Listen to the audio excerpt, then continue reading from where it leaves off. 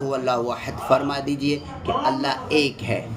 अल्लाहु समद, अल्लाह बेनियाज़ है। बेनियाज़ का मकसद ये होता है जिसको किसी की परवाह ना हो और सब उसके मोहताज हो, सब उसके न्याज़मंद हो।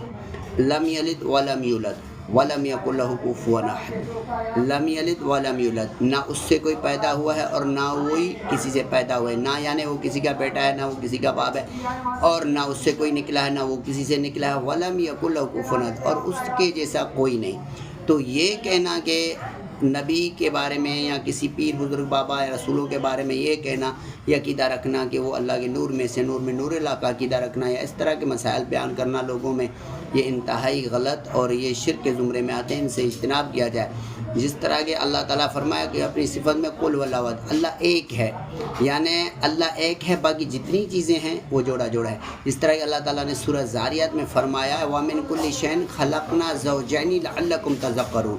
अल्लाह ताला फरमाता है कि मैंने जितनी भी चीज़ें पैदा की हैं वो जोड़ा जोड़ा ज़हन में आती हैं या नहीं आती हैं, मगर वो इस दुनिया में जो खलक की गई हैं वो जोड़ा में हैं।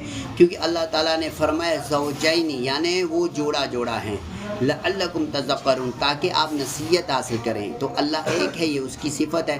अल्लाह अकेला है, उसकी सिफत है। तो ये सिफत है अकेला होना। एक तो सारी दुनिया में बहुत सारे लोग हैं, मगर अल्लाह अकेला है। अल्लाह ताला ने फरमाया जितनी भी चीज़ें खलक की हैं वो जोड़ा हैं। अल्लाह ताला ने वाज़ेह तौर फरमाया कि व मिन कुल्लि शैइन खलक़ना ज़ौजैनि लअल्लकुम तज़क्करून, जितनी भी चीज़ें हमने खलक की वो जोड़ा जोड़ा है।